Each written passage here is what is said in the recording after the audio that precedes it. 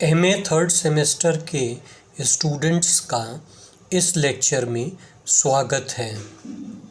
अंतर्राष्ट्रीय संबंध में विभिन्न सिद्धांत होते हैं, यानी कि थ्योरीज ऑफ इंटरनेशनल रिलेशंस। ये जो सिद्धांत होते हैं एक तरह से अंतर्राष्ट्रीय संबंधों की व्याख्या करने का एक मॉडल होते हैं।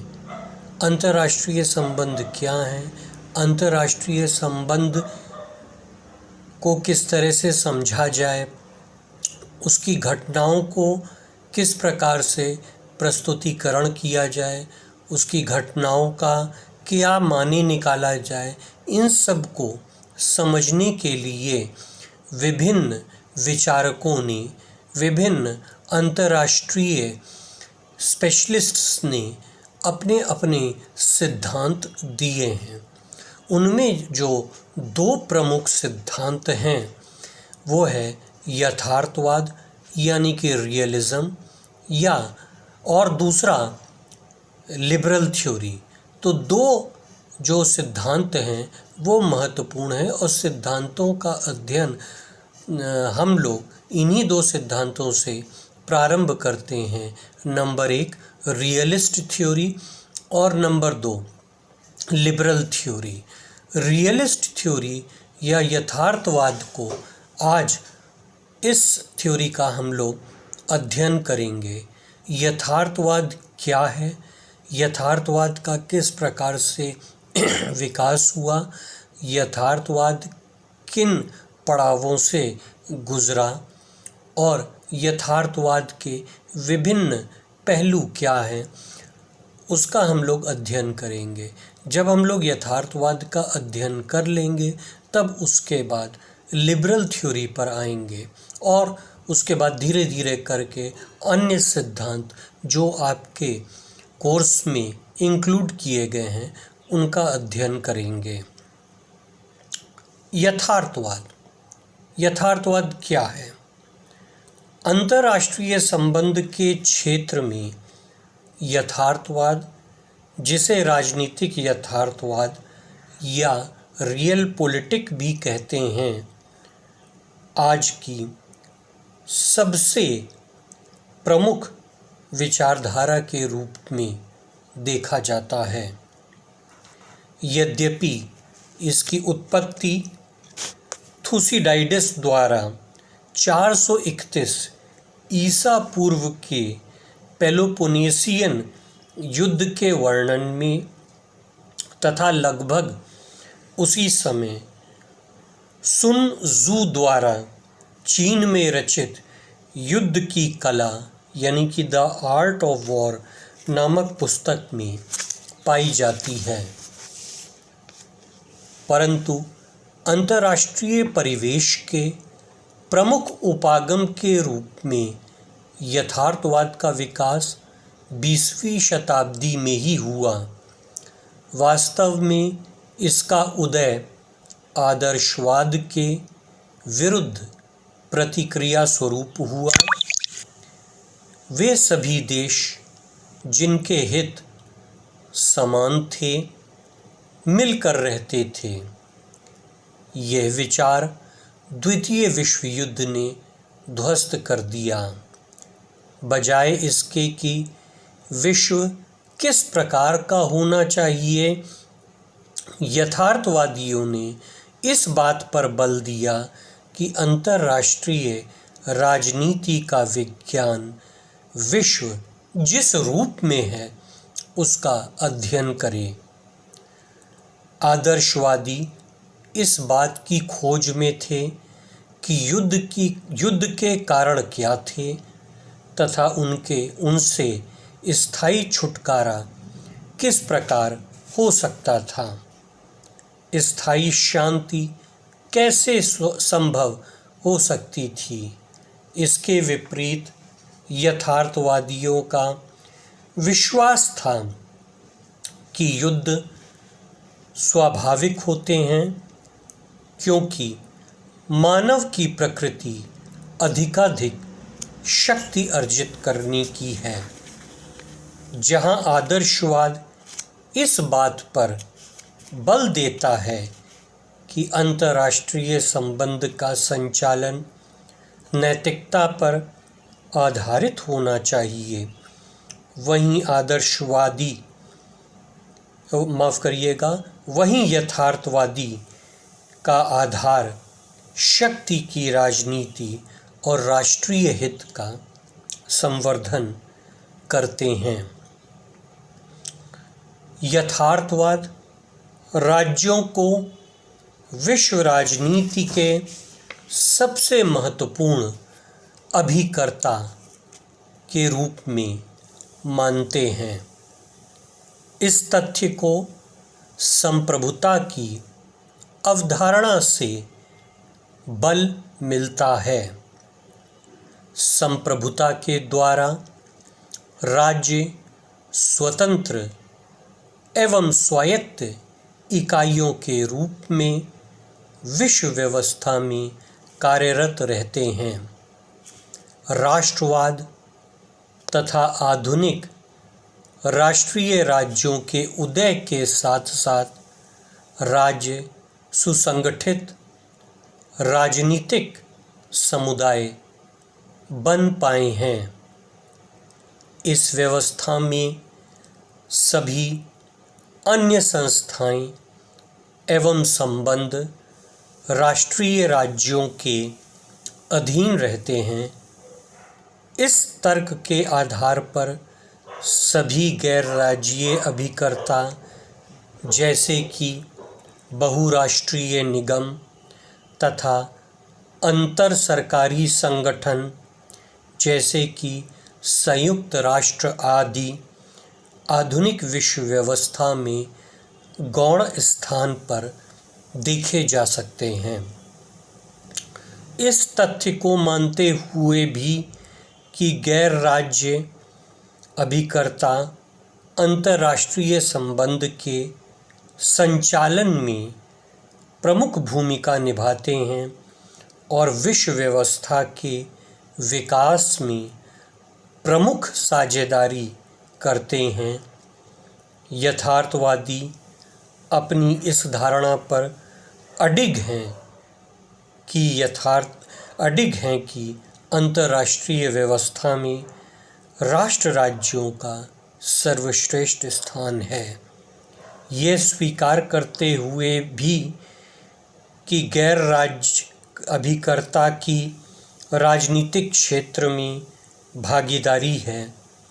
यथार्थवादी यह तर्क प्रस्तुत करते हैं कि राज्य की सर्वोच्चता को आज भी कोई चुनौती नहीं दे सकता है, क्योंकि राज्य राष्ट्रीय राजनीतिक सत्ता की इच्छानुसार ही कार्य करते हैं। यथार्थवाद के अनुसार कोई भी शक्ति राज्य के ऊपर या उससे उच्चतर नहीं है। तो देखिए, ये जो यथार्थवाद है और ख़ास तौर से पारंपरिक यथार्थवाद, इसमें जो चीज़ नोट करने वाली है वो ये है कि यथार्थवाद के जो समर्थक हैं यानी कि रियलिज़म के जो समर्थक हैं वो राज्य को बहुत महत्वपूर्ण मानते हैं, राज्य को सर्वश्रेष्ठ मानते हैं, राज्य को संप्रभु मानते हैं, राज्य को उच्चतर मानते हैं और बाकी जितनी भी गतिविधियां आती हैं गैर राज्यीय कर्ताओं के, वो राज्यों के अधीन होती हैं। राज्य सर्वश्रेष्ठ है और राज्य के ऊपर कोई नहीं है। जितनी भी गतिविधियां हैं वो राज्यों की मर्जी से होती हैं, राज्यों के बनाए हुए नियम से होती हैं। तो जो पारंपरिक यथार्थवाद है वो राज्य को, राज्यों के बीच संघर्ष को यानी कि पावर स्ट्रगल को और राज्य के हितों को यानी कि नेशनल इंटरेस्ट को बहुत ही महत्व देते हैं। ये पारंपरिक यथार्थवाद है। इसी को आगे बढ़ाते हुए आगे हम चलकर देखेंगे कि यथार्थवाद का एक दूसरा पहलू भी आता है, समकालीन यथार्थवाद, जिसको कि नव यथार्थवाद या न्यू रियलिज्म या संरचनात्मक यथार्थवाद या स्ट्रक्चरल रियलिज्म भी कहा जाता है। उस पर बाद में बात करेंगे। अंतर्राष्ट्रीय संबंध के विद्वानों में इस विषय पर कोई आम सहमति नहीं पाई जाती है कि यथार्थवाद की परिसीमा क्या है। प्रश्न ये है कि क्या यथार्थवाद एक सुविकसित या व्यवस्थित सिद्धांत है, या फिर यथार्थवाद में अनेक धाराएं पाई जाती हैं। इस प्रश्न का कोई स्पष्ट उत्तर नहीं मिल पाया है। फिर भी विभिन्न वर्गीकरणकर्ताओं ने प्रायः यथार्थवाद के एक छोर को अन्य से पृथक करने का प्रयास किया है। सामान्यतः यथार्थवादी विचारधारा को दो प्रमुख वर्गों या श्रेणियों में रखा जाता है। वे हैं प्राचीन अथवा पारंपरिक यथार्थवाद, ये पहला है, और दूसरा समकालीन यथार्थवाद अथवा नव यथार्थवाद, जैसा कि अभी हमने बताया था। पहले हम लोग प्राचीन या पारंपरिक यथार्थवाद के बारे में बात करते हैं, यानी कि क्लासिकल रियलिज्म के बारे में बात करते हैं। पारंपरिक यथार्थवाद अंतर्राष्ट्रीय राजनीति के उस विशाल दृष्टिकोण का प्रतिनिधित्व करता है जो कि अनेक पीढ़ियों के योगदान से विकसित हुआ है। इसमें थुसिडाइडिस, मैकियावेली तथा E.H. कार से लेकर हैंस जे मॉर्गेनथाउ तक अनेक विद्वान शामिल हैं। यथार्थवाद को द्वितीय विश्व युद्ध के बाद निश्चित रूप से मॉर्गेनथाउ के साथ संबद्ध किया जाता है। प्राचीन यथार्थवाद का मूल मंत्र यह है कि यह पूर्व मान्यता पर आधारित है कि अंतर्राष्ट्रीय राजनीति राज्यों के मध्य कभी न समाप्त होने वाली शक्ति के लिए संघर्ष का प्रतीक है। इस संघर्ष की जड़ें मानव प्रकृति में पाई जाती हैं। देखिए, ये बहुत महत्वपूर्ण है कि प्राचीन जो यथार्थवाद है वो मानव प्रकृति पर, जो है ह्यूमन नेचर पर जोर देता है।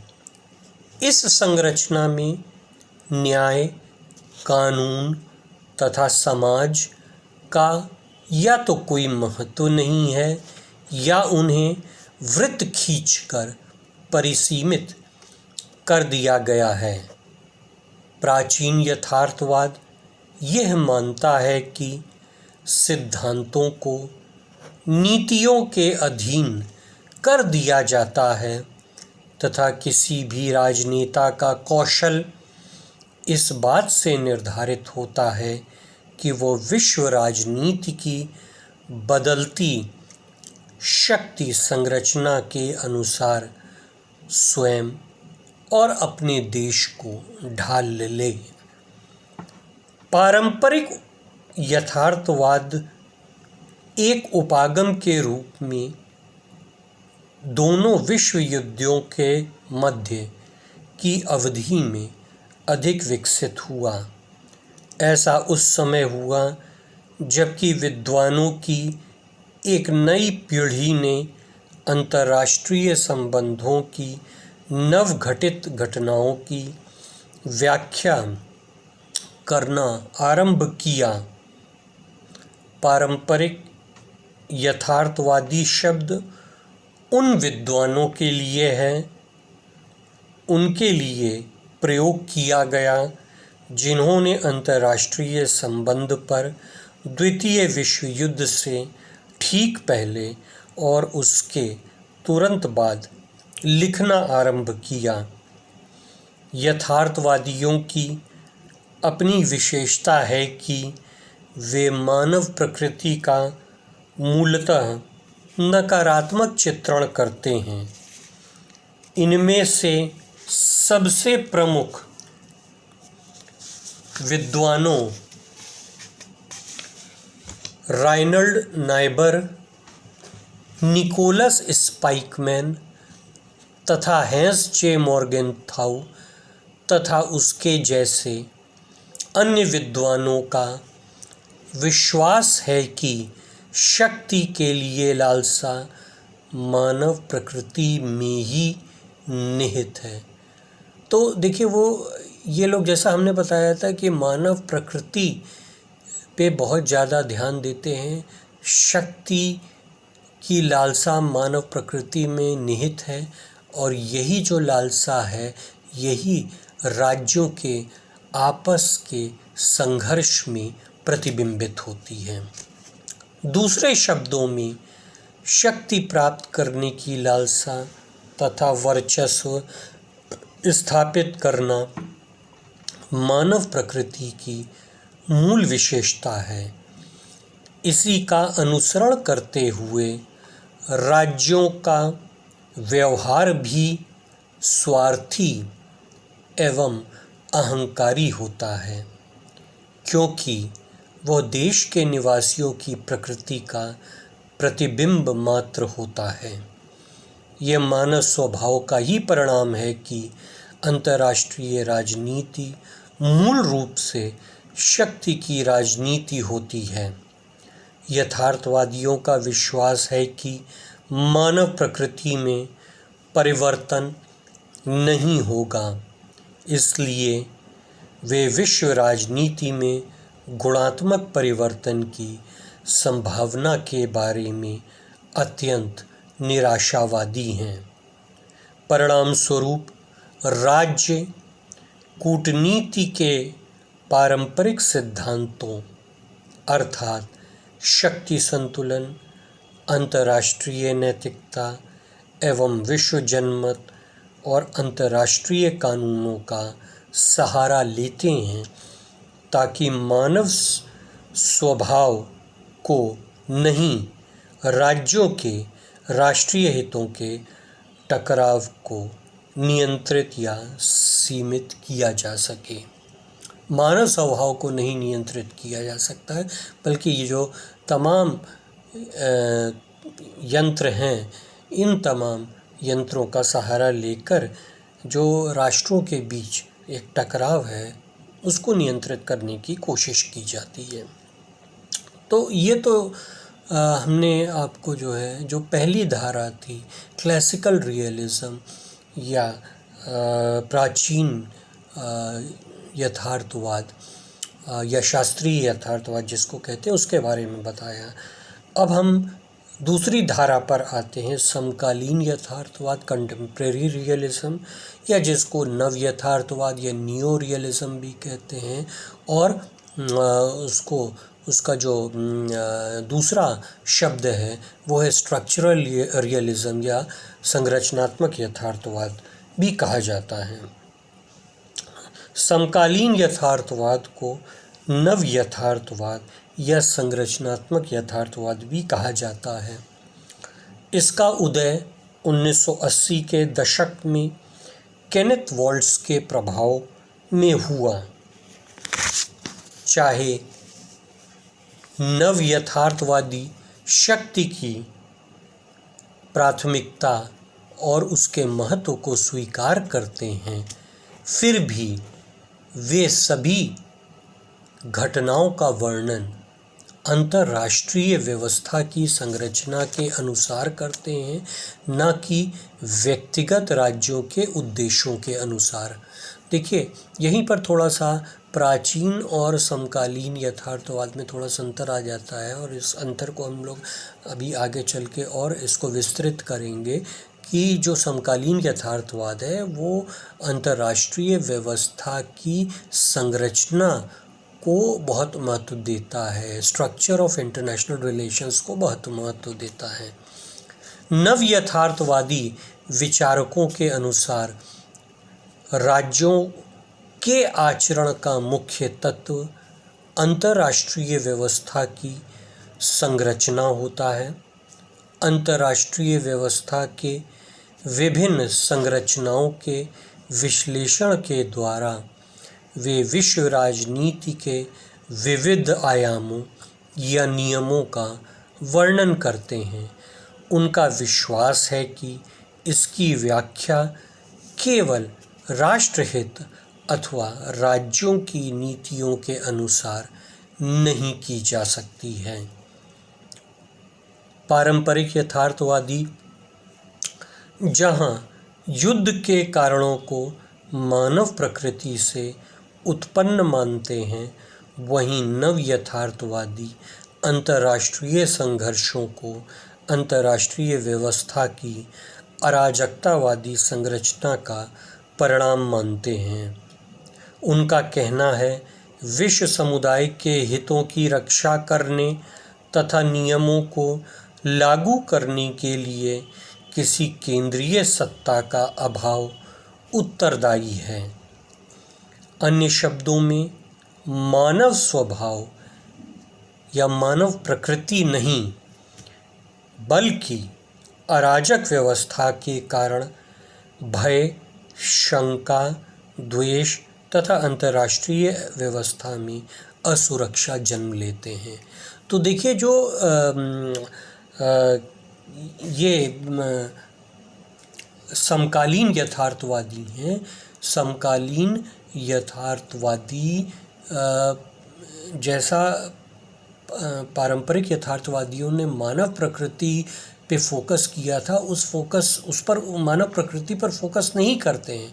वो ये नहीं कहते हैं कि विश्व में जो भी संघर्ष हो रहा है, जो भी भय, आतंक है, वो मानव प्रकृति के वजह से हो रहा है। ऐसा समकालीन यथार्थवादी नहीं कहते हैं, ये पारंपरिक यथार्थवादी कहते हैं। बल्कि जो इससे हटकर जो पारंपरिक यथार्थवादी इससे हटकर जो समकालीन यथार्थवादी हैं, वो ये कह रहे हैं कि जो विश्व में भय है, आतंक है, संघर्ष है और राष्ट्रीय हित की बात की जा रही है, वो सब इसलिए है क्योंकि जो अंतर्राष्ट्रीय व्यवस्था का ढांचा है, उसकी संरचना है, वो कुछ इस प्रकार की है, कुछ इस खास तरीके की है कि वो राज्यों को ऐसा करने के लिए मजबूर कर रही है। तो फ़र्क, एक बहुत ही फाइन डिफरेंस है क्लासिकल रियलिज़म में और कंटेम्प्रेरी रियलिज़म, यानी कि पारंपरिक यथार्थवाद में और आधुनिक और समकालीन यथार्थवाद में। और वो फाइन डिफरेंस ये है कि जो पारंपरिक यथार्थवाद है, ये क्लासिकल रियलिज़म है, वो ह्यूमन नेचर पर, मानव प्रकृति पर फोकस करता है, जबकि जो समकालीन यथार्थवाद है या नव यथार्थवाद है या संरचनात्मक यथार्थवाद है, ये अंतर्राष्ट्रीय संरचना पर फोकस करता है। नव यथार्थवादियों का कहना है कि चाहे विभिन्न राज्यों के पारंपरिक संबंध कितने ही मैत्रीपूर्ण क्यों न हो, उनमें कभी न कभी मतभेद या संघर्ष उत्पन्न हो जाते हैं। इस प्रकार के संरचनात्मक या नव यथार्थवाद को प्रायः केनेथ वॉल्ट्ज की पुस्तक the theory of international politics 1979 के साथ जोड़ा जाता है। वॉल्ट्ज के विचारों का अंतर्राष्ट्रीय संबंधों के विद्वानों पर महत्वपूर्ण प्रभाव पड़ा। वॉल्ट्ज का ये स्पष्ट मत था कि अंतर्राष्ट्रीय व्यवस्था की संरचना का राज्यों के व्यवहार पर प्रत्यक्ष प्रभाव पड़ता है। उनके अनुसार अराजकता के कारण युद्ध को समाप्त करने के लिए सहयोग पर आधारित समझौते असंभव हो जाते हैं। केनेथ वॉल्ट्ज कहते हैं कि राज्य की अंतर्राष्ट्रीय व्यवस्था अराजक है। The structure of international relations is anarchic. उन्होंने अंतर्राष्ट्रीय व्यवस्था को अराजकतापूर्ण व्यवस्था कहा है। अब ये देख लें कि अराजकता से उनका अभिप्राय क्या है।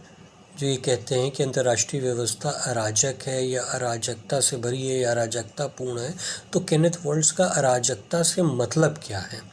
अराजकता से अभिप्राय ये है कि संप्रभु राज्यों के ऊपर और कोई ऐसी शक्ति नहीं है जो कि उनके मध्य शांति स्थापित करा सके। इस स्थिति को प्रायः युद्ध की स्थिति का पर्याय मान लिया जाता है। युद्ध की स्थिति की बात करते समय संरचनात्मक यथार्थवादी ये नहीं कहना चाहते हैं कि अंतर्राष्ट्रीय राजनीति में बड़े पैमाने पर युद्ध निरंतर ही होते हैं। वास्तव में इस बात की संभावना बराबर रहती है कि कोई भी राज्य कभी भी युद्ध का सहारा ले सकता है। इसका अभिप्राय ये है कि अराजक परिवेश में युद्ध की संभावना सदैव रहती है। दूसरे शब्दों में अंतर्राष्ट्रीय व्यवस्था की संरचना ऐसी है कि चाहे राज्यों के नेतागण शांति के कितने भी इच्छुक हों, यह व्यवस्था राज्यों को युद्ध करने के लिए प्रेरित कर ही देती है। नव यथार्थवादियों का विश्वास है कि सरकार का रूप चाहे लोकतांत्रिक हो अथवा समग्रवादी हो या नेतृत्व का व्यक्तित्व कैसा हो, इन बातों का महत्व युद्ध की संभावना के संदर्भ में कम है। अधिक महत्वपूर्ण यह है कि युद्ध तो अराजकता की स्थिति के कारण होते हैं।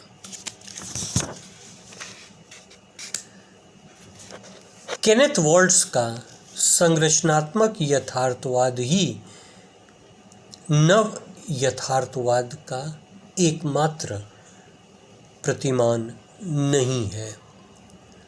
समकालीन यथार्थवादियों का एक अन्य समूह भी है।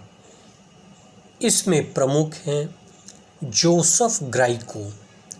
इन्होंने वॉल्ट्ज के विचारों का हैंस जे मॉर्गेनथाउ, रेमंड एरन, स्टैनली हॉफमैन तथा रॉबर्ट गिल्पिन जैसे पारंपरिक यथार्थवादियों के विचारों से समन्वय करके एक आधुनिक यथार्थवाद यानी कि मॉडर्न रियलिज्म की रूपरेखा प्रस्तुत की है। जोसेफ ग्राइको राज्यों के असीमित यानी कि एब्सोल्यूट और सापेक्षिक यानी कि रिलेटिव लाभ यानी कि गेंस दोनों पर ध्यान केंद्रित करते हैं। उनके अनुसार राज्य अपनी क्षमता बढ़ाने के लिए परस्पर सहयोग करते हैं। इससे उनको असीमित लाभ यानी कि एब्सोल्यूट गेन होता है, परंतु राज्य इस बारे में भी दिलचस्पी रखते हैं कि दूसरे राज्यों को कितना लाभ मिला, तब वे अपने लाभ का सापेक्षिक आंकलन करते हैं यानी कि रिलेटिव गेन। ग्राइको का मानना है कि यही तथ्य अंतर्राष्ट्रीय सहयोग में बाधा पैदा करता है। फलस्वरूप अनिश्चितता और प्रतियोगिता के विश्व में जो मुद्दा महत्वपूर्ण है वो ये नहीं कि सहयोग से सभी राज्यों को लाभ होता हो, बल्कि किसको अधिक लाभ होता है। पारंपरिक यथार्थवाद और नव यथार्थवाद के बारे में आज हमने अध्ययन किया, उनके फ़र्क को समझा और यथार्थवाद यानी कि रियलिज़म इन जनरल के क्या फाइनर पॉइंट्स हैं उनका हमने अध्ययन किया। और जैसा कि हमने शुरू में बताया था कि अंतर्राष्ट्रीय संबंधों में बहुत से सिद्धांत हैं और सिद्धांत के द्वारा हम अंतर्राष्ट्रीय संबंध को समझने की कोशिश करते हैं, उसका आगा पीछा निकालने की कोशिश करते हैं, उसकी व्याख्या करने की कोशिश करते हैं और इस प्रयास में रियलिस्ट थ्योरी एक बहुत महत्वपूर्ण थ्योरी है और हमारा स्टार्टिंग पॉइंट है।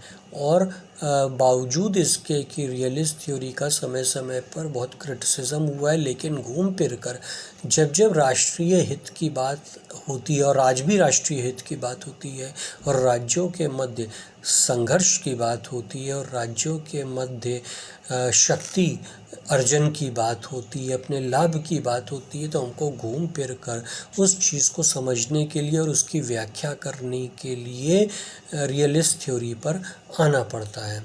रियलिस्ट थ्योरी में अभी कुछ और पहलू बाकी हैं जिनका कि अध्ययन हम लोग अगले टर्न पर करेंगे। आज का लेक्चर हम यहीं पर समाप्त करते हैं। धन्यवाद।